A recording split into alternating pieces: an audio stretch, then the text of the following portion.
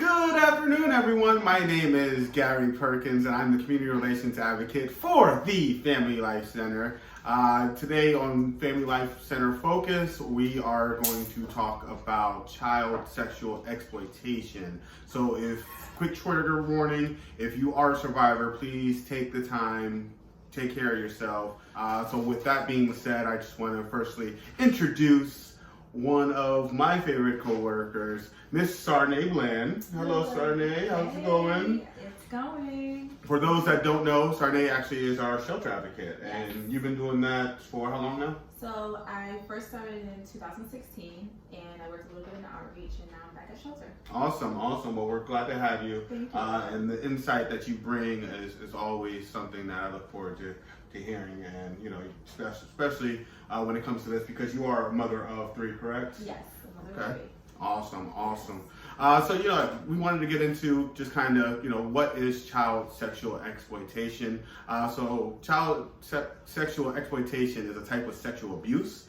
When a child or a young person is exploited, they're given things like gifts, drugs, money, status, and affection in exchange for performing sexual activities. Children and young people are often tricked into believing they're in like a loving or a consensual relationship. This is called grooming. And so we've kind of been hearing about this for a little bit now, especially with all the human trafficking or anti-human trafficking groups, spreading their awareness here in Flagler County. Yep. Then you have, I guess it was a Netflix documentary, Cuties, that a lot of people are talking about and, up in arms about. Were you able to see the documentary? So I'll be honest, I actually happened to stumble upon it because my daughter was watching it for a second. And I didn't watch it myself, but due to the reviews that I seen and the uproar that many parents basically were expressing, I immediately knew it wasn't something that I wanted her to watch. Right. So I expressed to her, hey, this is not the best thing to watch, or can you turn it off? So she was receptive to that. She understands what us as advocates do for work, so she didn't question me. So right. That was it. Oh, okay. Well, interesting. I, for one, have not seen it just because I've been kind of busy, but I do want to check it out just to see, because, I hear from both sides. Right. We want to make sure that we are protecting our children Definitely. and making sure that we're aware of what's going on in our communities, especially here in Flagler County. So, examples of child sexual exploitation, a lot of it can happen in person or online. An abuser will gain a child's trust or control them through violence or blackmail before moving onto sexually abusing them. This can happen in a short period of time. Just taking sex out of it. Have you, as an advocate, ever come, face to face or had to deal with a participant where they had been through, just exploitation, or how does that work? So the way it works here at the Family Life Center, a lot of times we do have survivors, victims that come in and that have had a past history of dealing with sexual abuse as a child, sexual exploitation. So how we deal with that, of course, we deal with the crisis at hand, but then we also refer them out to our great and amazing therapists who are licensed and Definitely. professionals who are very much aware and understanding when it comes to trauma.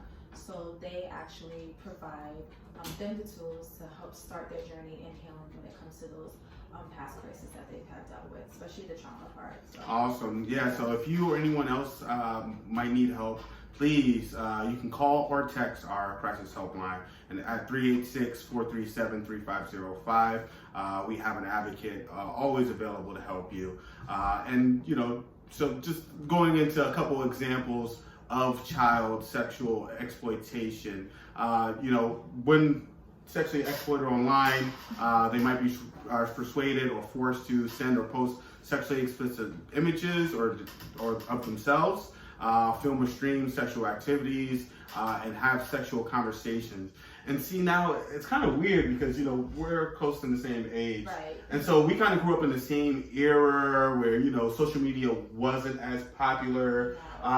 I'm sure you read. Not at all. You used to write notes as a Very child. much so. Yeah. Not into social media. I'm still new to Instagram, so. But yeah, so that's one of the things that people and parents really have to kind of just be mindful of. Definitely Correct? have to be vigilant for sure. And a lot of times, especially our generation, we're still young, but at the same time, that's not something we really think about. Of course, we do as being advocates, but on average, I don't think a lot of parents are very vigilant of what goes on in their children's phones and things like that. Definitely. I know my parents wouldn't. Well, they probably knew, but you know what I mean. Right. Just like because they grew up in a different time, and Exactly. we always thought that we were getting over on them, but I feel like our kids aren't going to be like that to us. Still living in a whole other world. But yeah, once an abuser has images, videos, and copies of conversations, they might use them as threats, to get a victim or survivor to do, their bidding.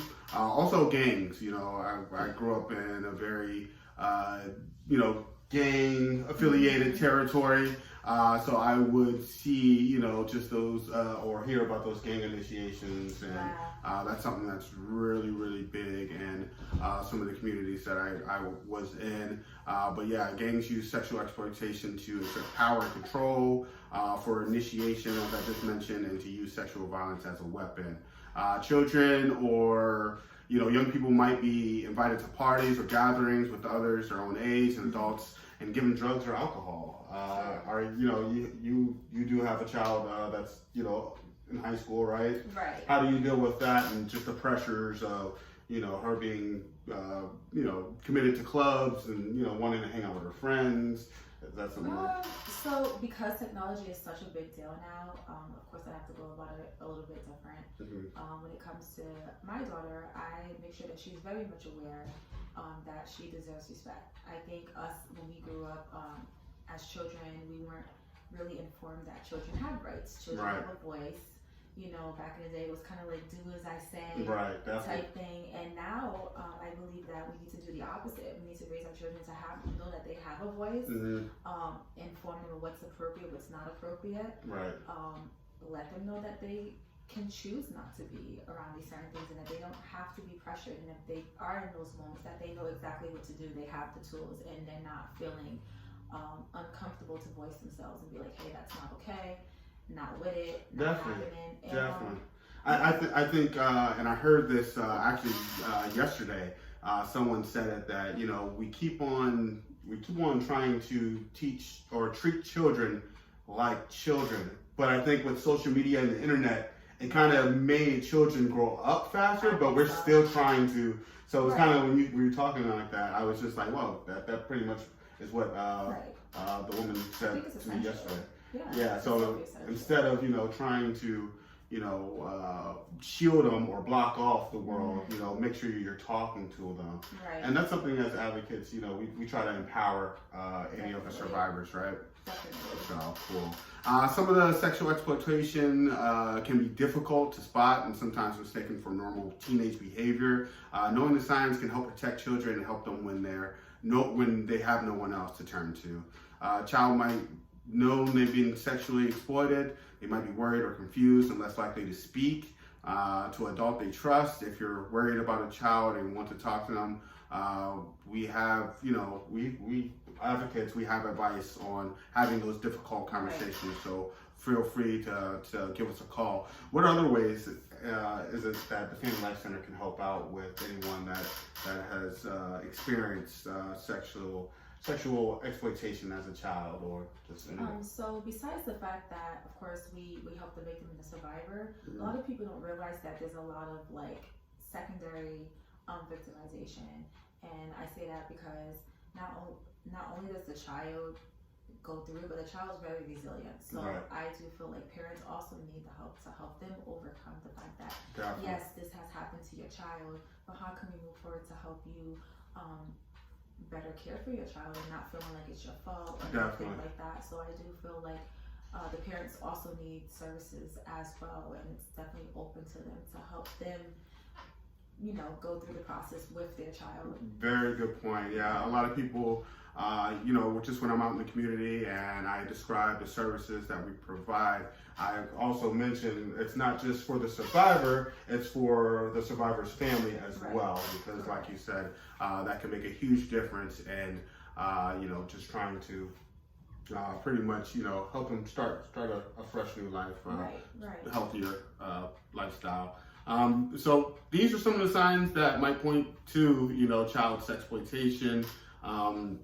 If you want more information or if you're interested in learning more, there is a book called Child Sexual Exploitation, Why Theory Matters, and that's by Jenny Pierce. That's on Amazon, or feel free to contact us here at the Family Life Center at 386-437-3505.